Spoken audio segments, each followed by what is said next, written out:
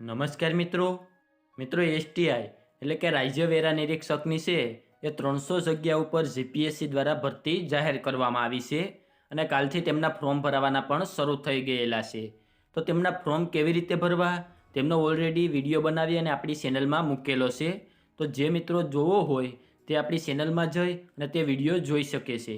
તો આજના વિડીયોમાં આપણે તેમનો પ્રાથમિક પરીક્ષાનો સિલેબસ શું રહેશે તેમની સંપૂર્ણ માહિતી મેળવવાના છે. એની પહેલાં મારી ચેનલમાં પહેલીવાર આવ્યા હોય તો ચેનલને સબસ્ક્રાઈબ કરી દેજો, જેથી ભરતીને લગતી તમામ માહિતી છે એ સૌથી પહેલાં તમારા સુધી પહોંચી શકે. તો ચાલો મિત્રો આપણે આજનો વિડીયો શરૂ કરીએ. તો મિત્રો પરીક્ષાનો પ્રકાર છે એ હેતુલક્ષી એટલે કે MCQ પ્રકારે પરીક્ષા લેવામાં આવશે. ત્યારબાદ પ્રશ્નપત્રની વાત કરીએ તો સામાન્ય અભ્યાસ. તો સામાન્ય અભ્યાસમાં કયા કયા ટોપિકનો સમાવેશ કરવામાં આવ્યો છે તે આપણે આગળ જોઈશું. ત્યારબાદ 2 કલાકનો તો આના માટે તમને સમય મળશે અને ટોટલ 200 માર્કનું છે એ પેપર રહેશે. તો હવે આપણે જોઈએ કે સામાન્ય અભ્યાસમાં કયા કયા ટોપિક છે મહત્ત્વના જેમનો સમાવેશ થયો છે. તો તેમાં મેઇન ટોપિક પહેલો છે ઇતિહાસ.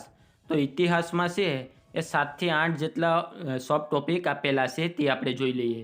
જેમાં પહેલો ટોપિક છે સિંધુ ખીણની સભ્યતા, લાક્ષણિકતાઓ, સ્થળો, સમાજ, સાંસ્કૃતિક ઇતિહાસ, કળા અને ધર્મ, વૈદિક યુગ, જૈન ધર્મ અને બૌદ્ધ ધર્મ, પ્રાચીન ભારતના ગણરાજ્યો. બીજો ટોપિક છે મૌર્ય અને ગુપ્ત સામ્રાજ્ય, સોલા અને પલ્લવ રાજવંશો, વિજયનગર સામ્રાજ્ય.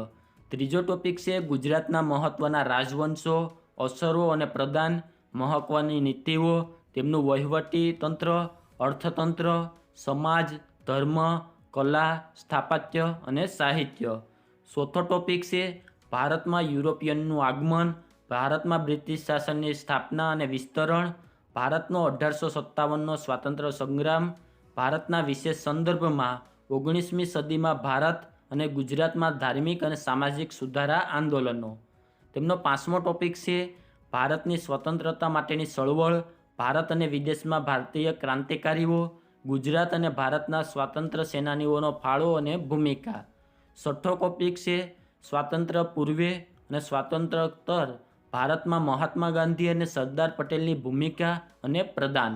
7મો ટોપિક છે આઝાદી પછીનું ભારત, જેમાં દેશના રાજ્યોનું પુનર્ગઠન, મહાગુજરાત ચળવળ અને અગત્યની ઘટનાઓ.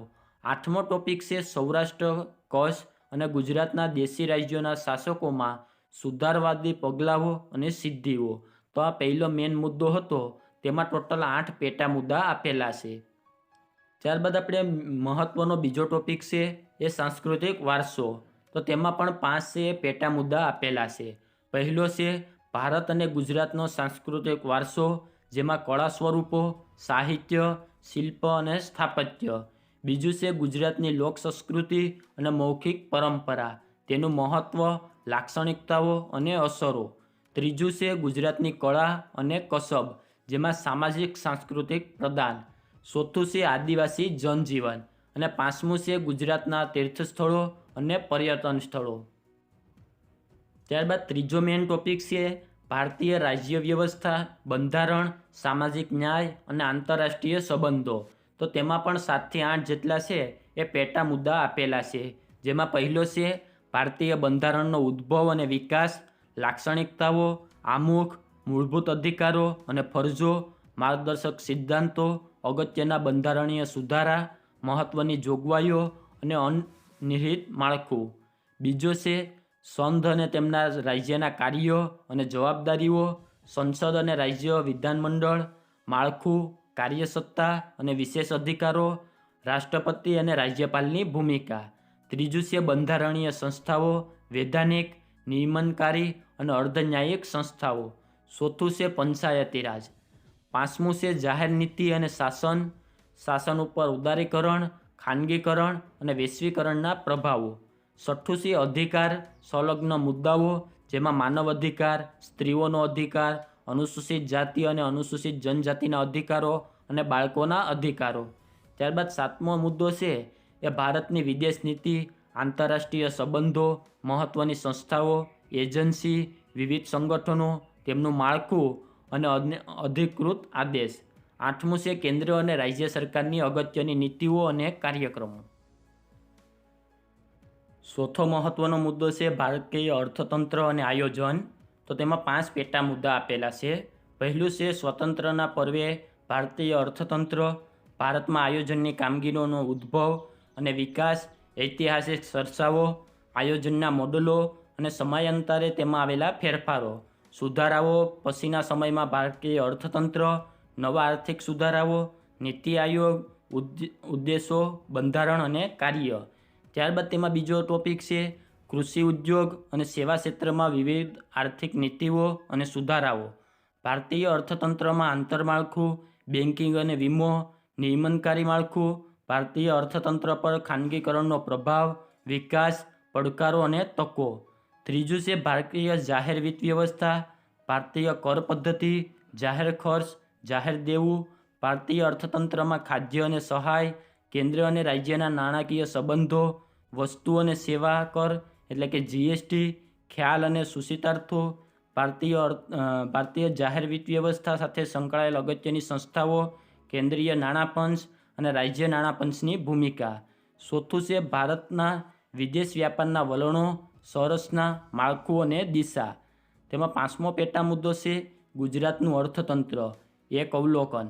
ગુજરાતમાં સામાજિક ક્ષેત્રો, શિક્ષણ, આરોગ્ય અને પોષણ, કૃષિ, વન, જળ સંસાધનો, ખાણ ઉદ્યોગ અને સેવા ક્ષેત્ર, આર્થિક અને સામાજિક માળખાગત સુવિધાઓના વિકાસની નીતિઓ, ગુજરાતમાં સહકારી ક્ષેત્ર.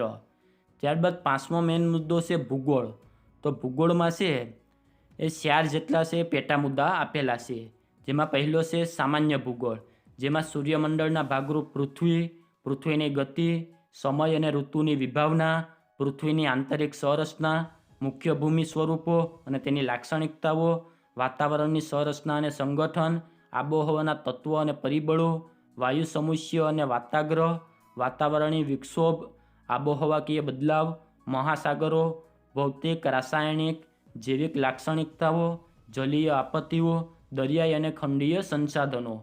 બીજો તેમાં ટોપિક છે ભૌતિક ભૂગોળ, જેમાં ભારત, ગુજરાત અને વિશ્વના સંદર્ભમાં મુખ્ય પ્રાકૃતિક વિભાગો, ભૂકંપ અને ભૂસ્ખલન, કુદરતી અપવાહ, મોસમી આબોહવાના પ્રદેશો, વાતાવરણીય વિક્ષોભ, ચક્રવાત, કુદરતી વનસ્પતિ જેમાં રાષ્ટ્રીય ઉદ્યાન અને અભયારણ્ય, જમીનના મુખ્ય પ્રકારો, ખડકો અને ખનિજો.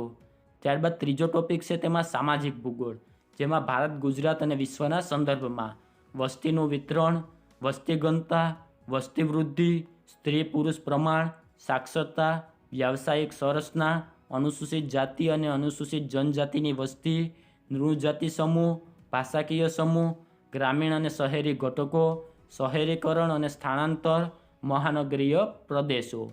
ચોથું છે આર્થિક ભૂગોળ, જેમાં અર્થતંત્રના મુખ્ય વિભાગ, કૃષિ, ઉદ્યોગ, સેવાઓ, તેમની મુખ્ય લાક્ષણિકતાઓ, પાયાના ઉદ્યોગો, કૃષિ, ખનિજ, જંગલ, ઈંધણ અને માનવશ્રમ આધારિત ઉદ્યોગો, જેમાં પરિવહન અને વેપાર પદ્ધતિઓ અને સમસ્યાઓ.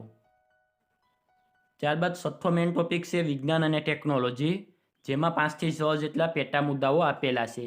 જેમાં પહેલું છે વિજ્ઞાન અને ટેકનોલોજીમાં વિજ્ઞાન અને ટેકનોલોજીનું સ્વરૂપ અને ક્ષેત્ર, રોજબરોજના જીવનમાં વિજ્ઞાન અને ટેકનોલોજીની પ્રસ્તુતતા, વિજ્ઞાન ટેકનોલોજી અને ઇનોવેશન અંગેની રાષ્ટ્રીય નીતિ, ભારતમાં વિજ્ઞાન ટેકનોલોજી અને ઇનોવેશન સાથે સંકળાયેલ વિવિધ સંસ્થાઓ, તેમની પ્રવૃત્તિઓ અને યોગદાન, પ્રસિદ્ધ ભારતીય વૈજ્ઞાનિકોનું યોગદાન. બીજું છે ઇન્ફોર્મેશન અને કોમ્યુનિકેશન ટેકનોલોજી એટલે કે આઈસીટી, આઈસીટીનું સ્વરૂપ અને ક્ષેત્ર, આઈસીટીને ઉત્તેજન આપતી વિવિધ સરકારી યોજનાઓ, ઈ ગવર્નન્સ કાર્યક્રમ અને સેવાઓ, cyber security, national cyber crime policy. ત્યારબાદ તેમાં ત્રીજો મુદ્દો છે અંતરિક્ષ, અવકાશ અને સંરક્ષણ સેવાઓમાં ટેકનોલોજી, ભારતીય અંતરિક્ષ કાર્યક્રમની ઉત્ક્રાંતિ વિકાસ, વિવિધ સંસ્થાઓ અને કાર્યક્રમો.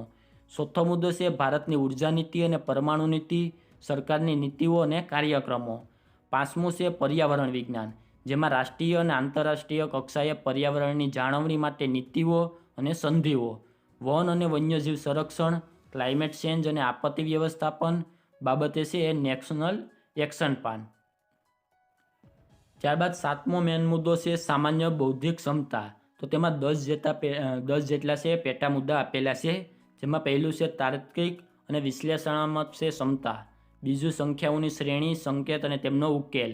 ત્રીજું છે આકૃતિઓ અને તેના પેટા વિભાગો, જેમાં વેન આકૃતિઓ. ચોથું છે ઘડિયાળ, કેલેન્ડર અને ઉંમર સંબંધિત પ્રશ્નો. પાંચમું છે સરેરાશ યા મધ્યક, મધ્યસ્થ અને બહુલક, ભારિક, સરેરાશ. છઠ્ઠું છે ઘાત અને ઘાતાંક, વર્ગમૂળ, ઘનમૂળ, ગુસા અને લસા. સાતમું છે ટકા, સાદું અને ચક્રવૃત્તિ વ્યાજ, નફો અને નુકસાન. આઠમું છે સમય અને કાર્ય, સમય અને અંતર, ઝડપ અને અંતર. નવમું છે સરળ ભૌમિતિક આકૃતિઓના ક્ષેત્રફળ અને પરિમિતિ, જથ્થો અને સપાટીનો વિસ્તાર, જેમાં સમાંતર બાજુ ધરાવતો ઘન, ત્યારબાદ સિલિન્ડર, શંકુ આકાર અને ગોળાકાર. અને 10મું છે માહિતીનું અર્થઘટન, માહિતીનું વિશ્લેષણ, માહિતીની પર્યાપ્તતા અને સંભાવનાઓ. ત્યારબાદ 8મો અને મેઇન ટોપિક છે પ્રાદેશિક, રાષ્ટ્રીય અને આંતરરાષ્ટ્રીય કક્ષાની મહત્ત્વની સાંપ્રત ઘટનાઓ. તો ટોટલ 8 મેઇન મુદ્દા છે અને તેમાં છે એ પેટા મુદ્દાઓ આપેલા છે. તો પ્રાથમિક પરીક્ષાના સામાન્ય અભ્યાસના પેપરમાં છે એ આટલા મુદ્દાઓનો છે એ પૂછવામાં આવશે. તો આના લગતી બીજી કોઈ કોમેન્ટ હોય તો નીચે છે એ કોમેન્ટમાં જણાવી દીજો, ત્યાં તેમાં તમને જવાબ આપી દઈશ. અને આજના વિડીયોમાં આપવામાં આવેલી માહિતી સારી લાગી હોય તો વિડીયોને લાઇક કરી દેજો, અને અમારી ચેનલમાં પહેલીવાર આવ્યા હોય તો ચેનલને સબસ્ક્રાઈબ કરી દેજો, જેથી ભરતીને લગતી તમામ માહિતી છે એ સૌથી પહેલાં તમારા સુધી પહોંચી શકે.